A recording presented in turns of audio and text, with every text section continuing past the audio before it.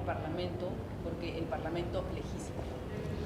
Sí, bueno, en primer lugar le diré que el asunto de la técnica legislativa se ha malentendido mucho. Se cree que la técnica legislativa es un conjunto de recursos, ¿no?, básicamente de redacción de los proyectos de ley. Y esta es una versión sumamente limitada. La técnica legislativa trata acerca de cómo se construye un proyecto de ley, pero no solamente cómo se construye un proyecto de ley, sino cómo se construye una evaluación del proyecto de ley y a partir de esa evaluación cómo se elabora un dictamen, es decir, una opinión sobre ese proyecto de ley. La técnica legislativa entra dentro de todo ese campo. Señor Oviedo, si el ciudadano escucha técnica legislativa, ¿podría pensar que es una serie de procedimientos que se están incluyendo dentro de toda una técnica para elaborar un proyecto de ley? ¿Cuáles serían estos pasos que hay para desarrollar un proyecto de ley? Bueno, en primer lugar, los proyectos de ley tienen que obedecer a una necesidad. Si la necesidad no está clara, no puede elaborarse un proyecto de ley. Uno no puede elaborar un proyecto de ley para cambiar la tubería de desagüe, ¿no es cierto? O, tiene que tener impacto social, tiene que tener necesidad social. Efectivamente, y tiene que tener un carácter general. El proyecto de ley tiene que ser una propuesta que abarque toda la sociedad o gran parte de la sociedad, ¿no?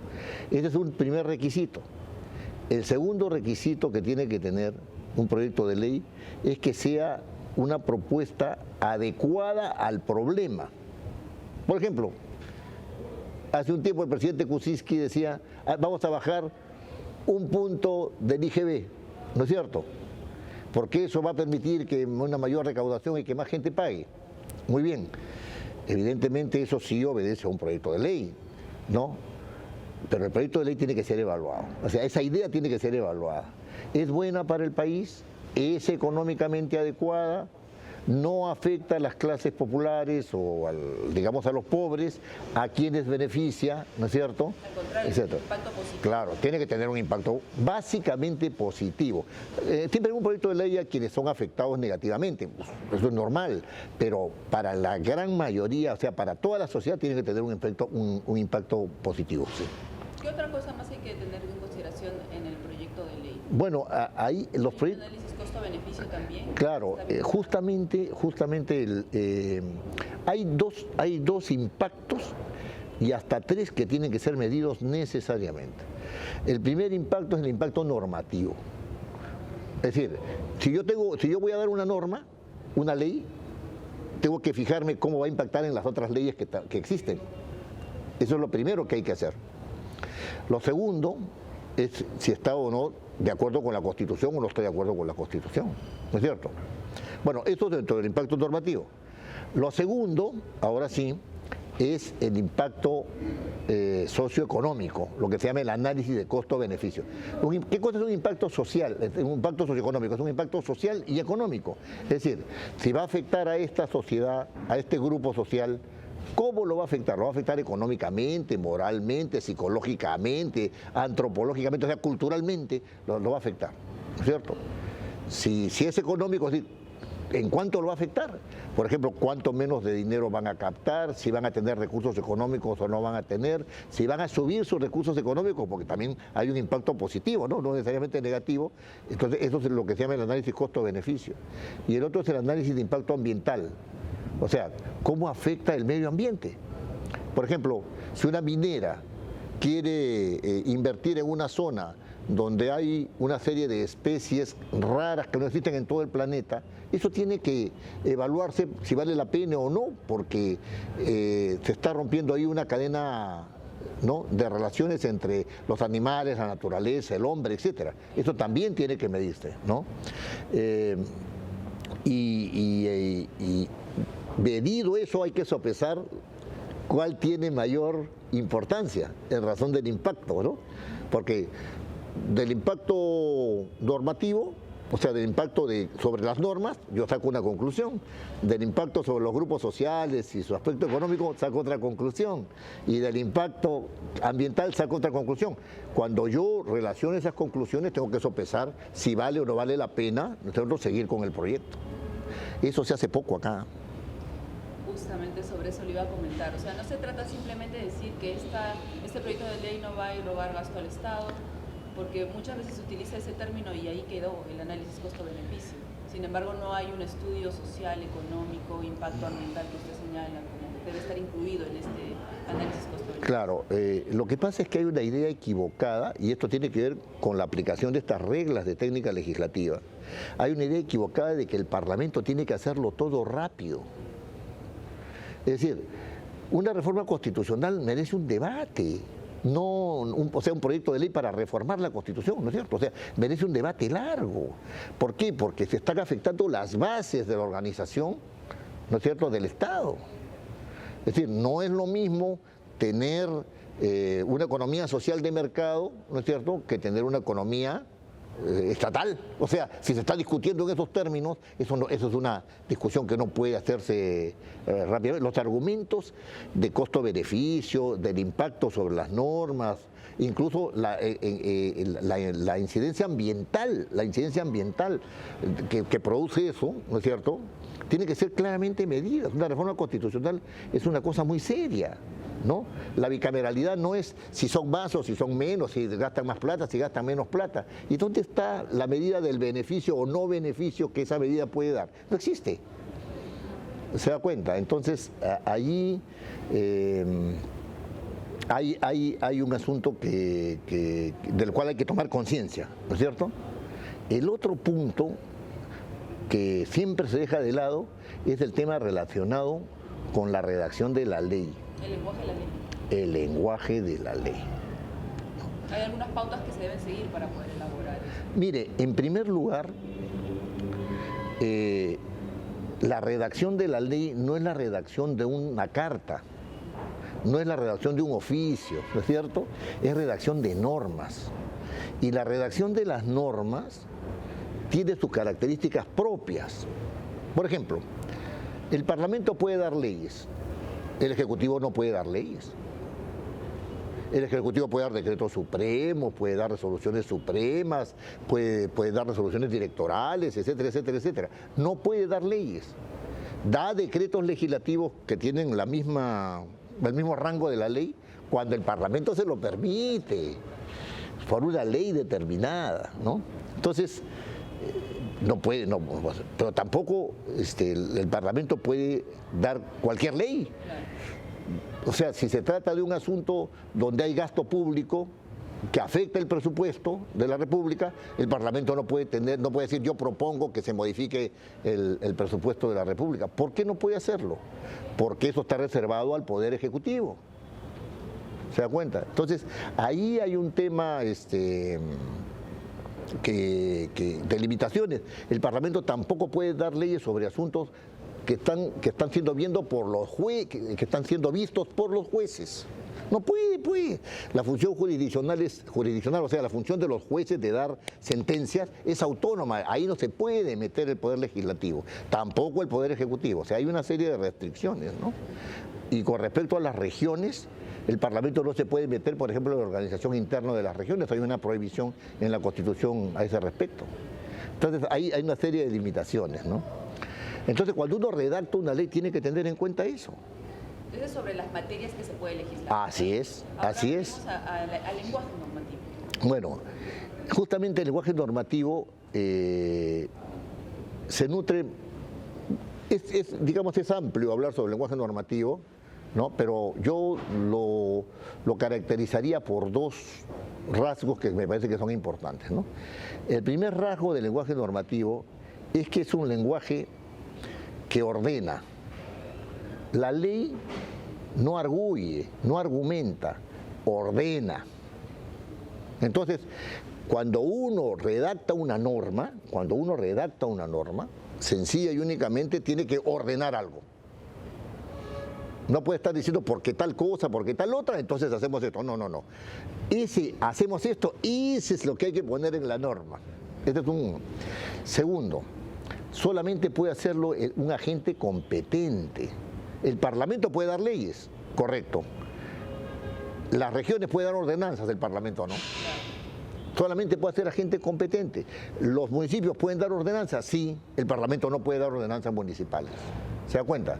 El Parlamento no puede dar decretos supremos. Entonces, un agente competente. ¿Quién puede dar una ordenanza? Un agente competente. ¿Quién es? El municipio. ¿Quién puede dar una ordenanza? ¿Quién es? La región. ¿No es cierto? El gobierno regional, ¿no? ¿Quién puede dar una ley? El Parlamento. Entonces, eso es importante. La coacción que tienen las normas, este principio de dice, la ley debe cumplirse, viene porque ha sido generada por agente competente. Ahora, estos son dos, digamos, inicialmente son dos características, pero hay que tener en cuenta que el lenguaje de la ley es un elemento inherente del derecho. No puede existir derecho sin texto. Entonces, lo que es clave para que una ley sea clara es sencilla y únicamente que la ley sea un texto claro, que la norma sea un texto claro. Ahora, muchos agarran y dicen la claridad. ¿Qué es la claridad, no? La claridad es algo que se consigue.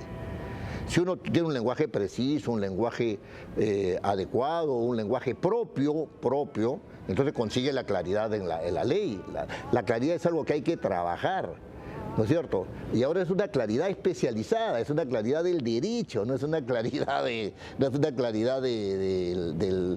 lenguaje común y corriente, es una claridad jurídica, ¿no es cierto? Entonces hay términos jurídicos, le llaman instituciones jurídicas, ¿no? Hay términos jurídicos que hay que entenderlos de una manera y no se pueden entender de otra. Yo no puedo entender robo y hurto como si fuera el lenguaje popular, porque se diferencian por uso de violencia o no violencia. ¿Se da cuenta de lo que quiero decir? Entonces, en el derecho hay un lenguaje que hay que utilizar con propiedad, ¿no? ¿Y hay un lenguaje también en cuanto a la gramática que se debe emplear para redactar una ley? Bueno, la gramaticalidad de las normas es una gramaticalidad que se mueve en dos niveles, ¿ya? En primer lugar, las normas utilizan el lenguaje en su aspecto gramatical, ¿no es cierto?, que es el lenguaje común. O sea, las reglas constitutivas de un lenguaje también están en el lenguaje normativo. Pero hay una gramática que es propia de las normas. Por ejemplo, las normas tienen que moverse regularmente, pero no exclusivamente en el presente. Por ejemplo, el que viola a una persona, ¿no es cierto?, será condenado a 5 años de cárcel, ¿correcto? Entonces usted me preguntará ahorita, usted ha dicho presente y ha utilizado futuro. Le explico. El que viola, ¿por qué? Porque cuando la norma está en vigencia, el hecho ocurre. Si la norma no estuviera en vigencia, ese hecho no sería materia de esa norma, ¿correcto? Entonces ahí está el presente, el que viola. Pero para demostrar la violación hay un procedimiento. Y terminado ese procedimiento, concluido el procedimiento, ¿no es cierto?, recién va a haber una sentencia definitiva, y esa sentencia definitiva va a ser siempre después, en el tiempo. Entonces, por eso se utiliza el futuro. Ese es un aspecto gramatical, por ejemplo, que es importante, ¿no? Otro aspecto que es importante, y estamos entrando en temas de redacción, ¿no es cierto?, es que el lenguaje no puede utilizar, el lenguaje jurídico, el lenguaje normativo, no puede utilizar frases largas. O sea, oraciones que sean una tras otra, tras otra. Eso se ve en el Código Penal y produce toda una serie de problemas de interpretación, ¿no es cierto? Entonces, ¿qué es lo que sucede? Sucede que uno debe utilizar oraciones cortas, no digo oraciones simples, sino oraciones cortas, ¿no es cierto?, con puntos seguidos, y la norma va a ganar en claridad, va a ganar en claridad, ¿no es cierto? Eso es un recurso para obtener la claridad, ¿no? Y también hay un tema que es un tema que yo no quiero dejar de referir en esta entrevista, que es el tema de la precisión. Se dice que la norma tiene una sola interpretación, debe tener una sola interpretación, porque el lenguaje de la norma tiene que ser preciso, una sola interpretación. Bueno, yo ahí tengo que hacer la siguiente reflexión. Los términos utilizados en el lenguaje coloquial, normal, no en el lenguaje normativo, son ambiguos por naturaleza. Si usted utiliza la palabra llama, puede referirse a la flama, ¿no es cierto?, al fuego, puede referirse al auquénido o puede referirse al verbo llamar, ¿no es cierto? Él llama o ella llama, ¿no es cierto? Entonces, sin embargo, esta ambigüedad en el lenguaje normativo no puede ser neutralizada hasta obtener una sola interpretación. Le explico lo siguiente. Si yo digo Juan canta, ¿dónde está la ambigüedad? La ambigüedad está en que está cantando ahora, o canta siempre, o ha cantado antes. Si yo digo esta frase suelta. Entonces, el derecho trata de reducir, ¿no es cierto? Trata de limitar para tener una sola interpretación. Y por eso hay métodos de interpretación, pues. Justamente porque el lenguaje conserva su ambigüedad. Pero otro hecho que es importante es la referencia a objetos. La referencia a objetos. Por ejemplo, yo digo, fue atropellado, ¿no es cierto? Lo pongo en la manera normativa, ¿no? El que atropella intencionalmente a una persona, estoy inventando una norma, ¿no? El que atropella intencionalmente a una persona tendrá 48 años de cárcel, ¿no? Salvo que haya algún eximente, ¿no es cierto? Bueno, muy bien. ¿Qué significa atropellar? ¿Cuándo una persona atropella? Señor, yo no lo puedo haber atropellado porque el semáforo estaba en verde y yo había aumentado la velocidad y yo no lo he atropellado, el señor se ha cruzado, es otra cosa. Esa ambigüedad también trata de ser neutralizada por el lenguaje normativo y por la vía de la interpretación. ¿Se da cuenta? Entonces, no es que el lenguaje del derecho sea exacto. El lenguaje del derecho intenta ser exacto. El uso del lenguaje inclusivo, que ahora es que tienen que poner las niñas y los niños, incluir ambos géneros.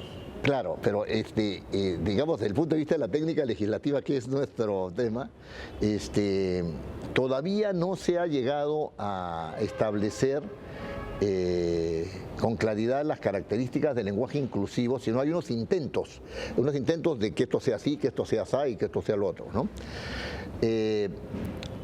Si usted me pide mi opinión sobre el lenguaje inclusivo, creo que eso apunta a su pregunta, es que yo le estoy diciendo que el lenguaje inclusivo es un intento de visibilizar, ¿no es cierto?, a actores de la sociedad que están invisibilizados. Por ejemplo, la mujer, ¿no es cierto? La mujer, o los niños, o las violaciones que se dejaban pasar así nomás por así, ahora están siendo, ¿no? O la inserción en el mundo social de la homosexualidad, los LGTB, etcétera, etcétera, etcétera, que estaban antes invisibilizados. Entonces se trata de visibilizar. A esto se le llama, yo creo que por ahí va la cosa y tiene que ver con el lenguaje inclusivo. Pero desde el punto estrictamente lingüístico no hay problema. O sea, ese forcejeo que hay en que todos y todas, unos y otras, es un forcejeo del lenguaje que no implica necesariamente visibilización. Porque la visibilización se ha hecho mucho tiempo sin esos recursos. Por ejemplo, le doy el siguiente ejemplo. Esto no tiene que ver con la técnica legislativa, pero estoy respondiendo a su pregunta, ¿no? Por ejemplo, en la época del surgimiento del marxismo, estamos hablando de la revolución industrial, en esa parte, ¿no? Marx logra descubrir el tema de la plusvalía. Es decir, y él le da un contenido ético a la plusvalía, es decir, la plusvalía es injusta. La plusvalía surge de la explotación de la parte débil del asunto, del obrero, del niño, del campesino, etcétera, etcétera, etcétera. ¿Se da cuenta? La plusvalía estaba invisibilizada. Estaba invisibilizada la plusvalía. Marx, ¿qué hizo? La visibilizó. Las 8 horas ¿No es cierto? En Estados Unidos mueren una serie de manifestantes por la lucha de las 8 horas y sucede de que en esa confrontación, ¿no es cierto?, se plasma lo que se llama, se plasman las 8 horas. Es decir, como un derecho del ser humano a trabajar no más de esa cantidad de horas. Nosotros gozamos ahora de eso, aunque ahora cada vez menos, porque nos hace trabajar 10, 12 horas, y qué sé yo, ¿no es cierto? Pero estaba invisibilizado. A los empresarios rentistas de esa época les parecía normal que un niño trabajara 12 horas, que durmiera en la fábrica y que se muriera por último, pues, ¿no es cierto? ¿No? Ese tema es un tema... No, ese tema es un tema que no... A mí me parece un forcejeo de carácter ideológico, más que un asunto de carácter típicamente lingüístico, ¿no? Si yo digo todos, no estoy invisibilizando a nadie, ¿no es cierto? Y porque sea masculino, no podemos afirmar que porque sea masculino sea patriarcal. Porque si yo digo todos, donde hay solamente varones, ¿por qué voy a decir todes? Por las novedades aquí hay, no, de decir todes, ¿no? ¿Por qué voy a decir eso, no? ¿Por qué patriarcal? O sea, me parece que esa es una crítica al lenguaje que tiene que ver más bien con asuntos sociológicos y con asuntos ideológicos. Sí, justamente, fíjense, el proyecto de ley cuando se elabora diciendo, hay esta necesidad. Estamos hablando de técnica legislativa, ¿no es cierto? Hay esta necesidad. En segundo lugar, esta necesidad puede ser absuelta por ley, porque si la necesidad puede ser absuelta o solucionada por medio de un decreto supremo, qué sé yo, eso es otra cosa. Estamos hablando de la ley, ¿no es cierto? Puede ser absuelta por ley. Perfecto. Hago un diseño de lo que sería la ley, artículo primero, artículo segundo, artículo tercero. Y eso lo tengo que someter a prueba. Cuando lo someto a prueba, empiezan a salirme las fortalezas y las debilidades de esa propuesta. Ahí es donde están los cimientos de la fundamentación. Entonces yo, ¿qué hago cuando hago la exposición de motivos? Porque ya tengo la fórmula. Agarro y digo, hay este problema se puede solucionar de esta manera y planteo el proyecto de ley. Este proyecto de ley va a modificar a otras leyes de esta manera, va a tener esta incidencia social y económica en estos niveles y en estos aspectos, va a tener esta incidencia ambiental y en consecuencia, ¿no es cierto?, ha sido redactado de una manera coherente, ¿no es cierto?, porque ya estamos viendo la parte, hay que fundamentar la fórmula, ¿no es cierto?, hay coherencia en esto, en el otro, en el otro, en el otro y en el otro. Y entonces, por eso que la propuesta viene bien fundamentada. ¿Y la fundamentación también se puede incluir en la legislación comparada? Ah, pero por supuesto. Pero yo creo que sí, pero tengo ahí una reflexión que la compartí alguna vez con el doctor Delgado. El doctor Delgado alguna vez me dijo eso de la legislación comparada, no sé cómo tomarlo. Y yo tampoco sé cómo tomarlo. Porque la legislación comparada lo que te da es luces para ver cómo se hace en otros sitios, pero no te obliga a nada. O sea, es un argumento más. ¿No es cierto? Es un argumento más. Bueno, en Chile lo hacen así, en Colombia así, así. ¿Nosotros qué hacemos? Oye, esto sí me parece interesante, esto no, lo dejo de lado y se acabó. Lo que sí me parece muy importante en el análisis costo-beneficio es tomar la opinión de los interesados. Porque muchas veces acá hay la opinión de Economía y Finanzas, sí, está la opinión del Ministerio de Energía y Minas, en el caso de un proyecto de energía y minas, está la opinión del Ministerio de Cultura, sí, sí está la otra, no está. Sí está, ya muy bien. El Ministerio de Economía y Finanzas dice que no procede al archivo. ¿Cómo es eso? Hay que evaluar si las opiniones son compartidas por el Parlamento.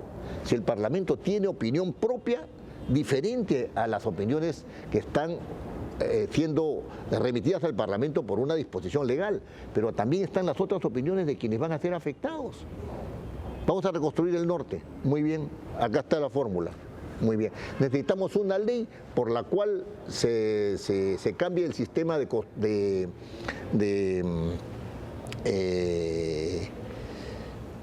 contrataciones del Estado. Vamos a hacer una ley que sea diferente, que sea mucho más ágil, etcétera, etcétera. Que haga más ágiles las contrataciones para ese tipo de obras. Muy bien. ¿Quiénes entran ahí a tallar?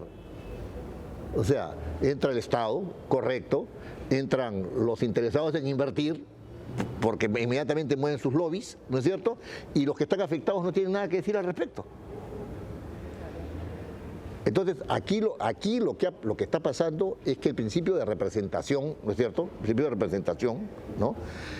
Pasa por eso, o sea, cuando uno hace una ley tiene que llamar a todos los interesados, dialogar con ellos y la comisión tiene que convertirse en un árbitro que permite establecer un equilibrio. Como no hay eso, rápidamente los que tienen más poder, más fuerza se tiran. Ese principio de técnica legislativa, de participación, tiene consecuencias de carácter político. La técnica legislativa no es algo formal. Algunos creen que yo soy lingüista, ¿no? Estaría feliz con que la técnica legislativa se redujera a una redacción, pero todos los lingüistas sabemos que el lenguaje crea el mundo de los objetos. Sin lenguaje no tendríamos a qué referirnos, ¿no es cierto? Y en el derecho pasa eso. Entonces la técnica legislativa tiene fuerte incidencia. De aquí a unos 20 años o 25 años, las exigencias de que la técnica legislativa sea aplicada para la formación de las leyes va a ser inevitable. Bueno, ya es en Europa, en Alemania, en Francia, en Inglaterra, en Estados Unidos, etcétera. Hay requisitos, porque la técnica legislativa no se refiere únicamente a que yo fabrico una ley en el papel, entonces, o la redacto, no. Las incidencias que puede tener son parte de la técnica legislativa. Acá en el Parlamento Nacional hay una oficina de técnica legislativa. ¿Cuál es la labor que cumple esta oficina dentro de todo el circuito de la elaboración de una ley? Mire, el tema allí es un tema muy interesante y muy alentador además.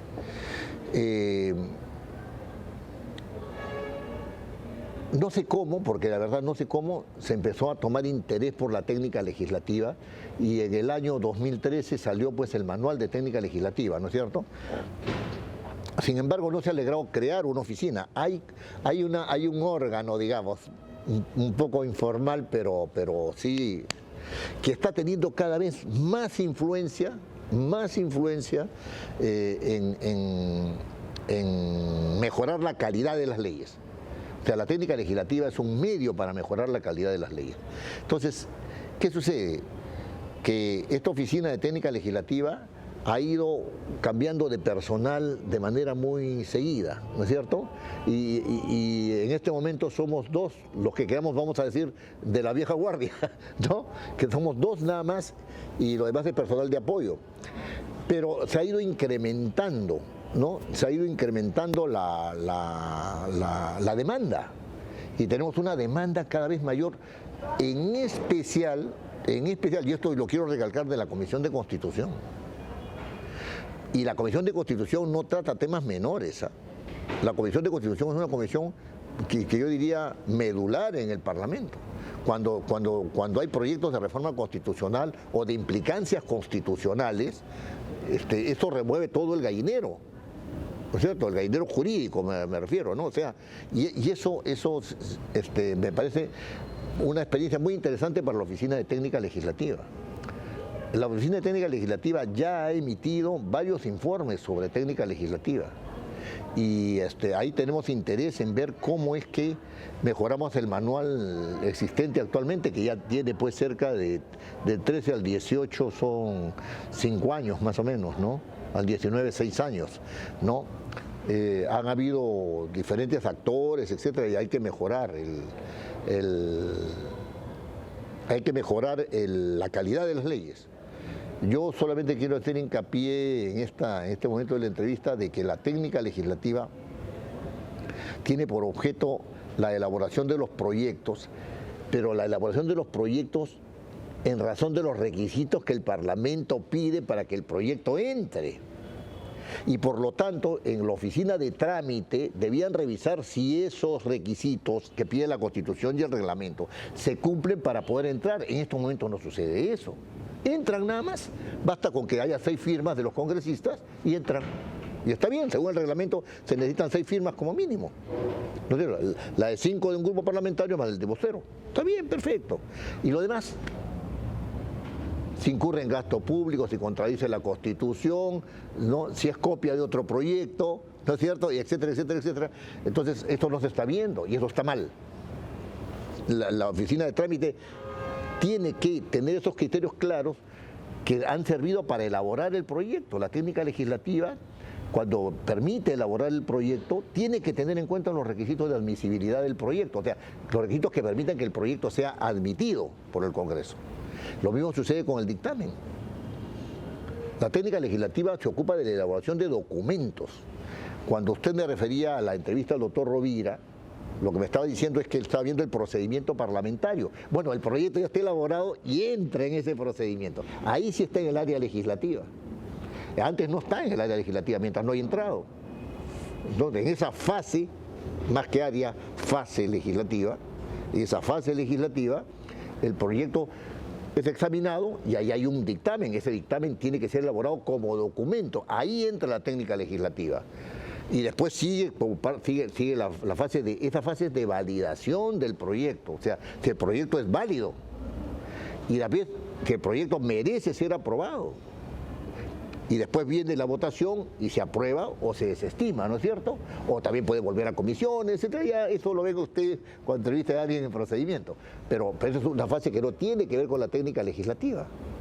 La técnica legislativa ya cumplió con elaborar el proyecto y con elaborar el dictamen. Ahí queda. Entonces, ¿cuánto ganaríamos si este proyecto sería, o este dictamen que ya está en el Pleno, sería haber sido previamente revisado por la Oficina de Técnica Legislativa y con todas las condiciones necesarias para aprobar su calidad, se presenta al Pleno? Claro, esa es una pregunta un poco comprometedora, porque y es válida. Es una pregunta válida, aunque un poco comprometedora, porque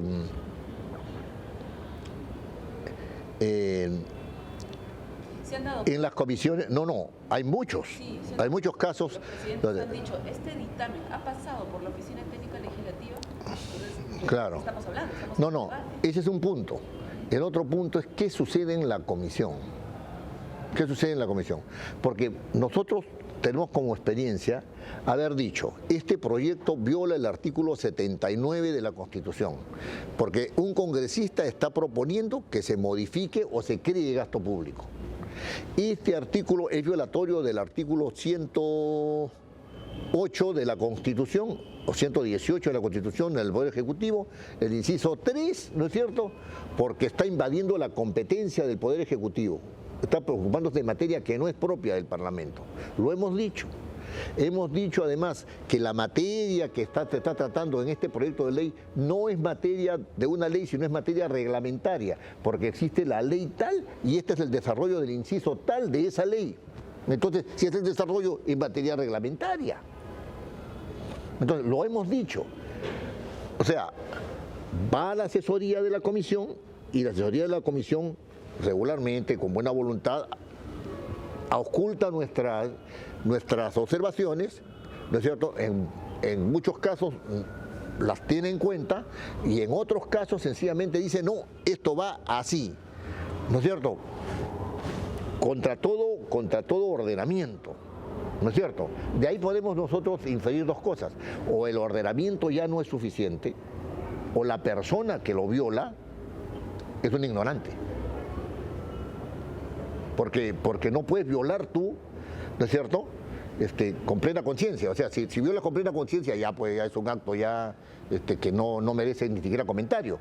Pero si violas por ignorancia tienes ¿cómo se llama? La posibilidad de decir, pucha, no lo sabía, ¿no? O sea, ahora que lo sé ya lo voy a hacer de esta manera, ¿no es cierto? Entonces, en comisiones se ve mucho, el congresista quiere así, los congresistas quieren asá, etcétera. Y entonces afuera la gente dice los congresistas no saben nada, no manejan bien el Parlamento, etcétera. Y eso viene porque, tiene muchas explicaciones, pero yo voy un poco a las consecuencias. O sea, si la gente siente que los congresistas no actúan bien, de repente su percepción no es equivocada. Porque si los congresistas respetaran las reglas y esas reglas se hicieran conocer afuera como reglas institucionales, entonces la gente diría las cosas son así, hay esa regla. Por ejemplo, en el caso de la inmunidad parlamentaria, ¿no es cierto?, se ha mandado al archivo, ¿no es cierto?, se ha mandado al archivo el proyecto del Ejecutivo, ¿no es cierto? Y la gente dice, no puede ser, que no sé cuánto. Y nadie sabe en qué consiste el proyecto del Ejecutivo. Yo he preguntado a varias personas, ¿tú sabes exactamente qué es lo que está proponiendo el Poder Ejecutivo para reformar la institución de la inmunidad parlamentaria? No. Y entonces, ¿cómo dice que está mal lo que ha hecho el Parlamento? ¿No es cierto? Entonces, ese tema es un tema delicado y yo creo que ahí los funcionarios del Congreso tenemos mucho que decir y hacer. O sea, no puede ser que un funcionario del Congreso diga, no, como lo haga el congresista. No, yo estoy de acuerdo con eso. Yo digo, si el congresista ha determinado eso, y acá está mi informe al costado de que eso no debería ser así. No, yo se lo arreglo según lo que él me pida. No va pues. Porque hay reglas. Estas reglas de admisibilidad están también adicionadas con unas reglas de procedibilidad. O sea, no se puede proceder de cualquier manera en el Parlamento. Y ya finalmente, señor Vidal, para que nos explique muy brevemente, para concluir, sobre la razonabilidad de la fórmula legal. Ah, sí, claro. Ese es uno de los principios de técnica legislativa. No hemos hablado acá de los principios de técnica legislativa, pero el principio de razonabilidad, ¿no? Ese principio de razonabilidad puede mirarse desde dos puntos de vista. El primer punto de vista es si la razonabilidad, si las razones que esgrimo yo, para tratar esta materia de esta manera, ¿no es cierto?, son razones coherentes o coincidentes con la lógica jurídica, ¿no es cierto?, con la lógica de las normas. Ese es el principio de razonabilidad. El otro es el principio de razonabilidad, si es adecuada para la solución del problema. ¿No es cierto? O sea, la razonabilidad no solamente es un hecho normativo donde estas reglas sí pueden solucionar este problema. Estas reglas sí pueden solucionar este problema, estas no, entonces las dejamos de lado. Sino también si son las adecuadas para. O sea, si están en razón de, ¿no es cierto? Si están en razón de la problemática que motiva la norma, ¿no? Ese principio de razonabilidad es muy importante y yo lo llamo en mi libro el principio de adecuabilidad, porque lo razonable está acá, está en la mente, pero lo adecuado no necesariamente está en la mente. Lo adecuado está en el análisis del hecho y en la posibilidad de que lo que estamos viendo como solución al problema, ¿no es cierto?, sea pertinente, que es otra cosa distinta. Eso es un acto de conocimiento. O sea, en realidad la técnica legislativa no se ocupa de hechos, sino de evaluar los hechos para ver si le puede aplicar las reglas de técnica legislativa. Muy bien, señor Vidal, muchas gracias por su participación, por su colaboración. Hay muchos temas más. Hay un montón de temas más, espero que no me esté grabando. No, ya.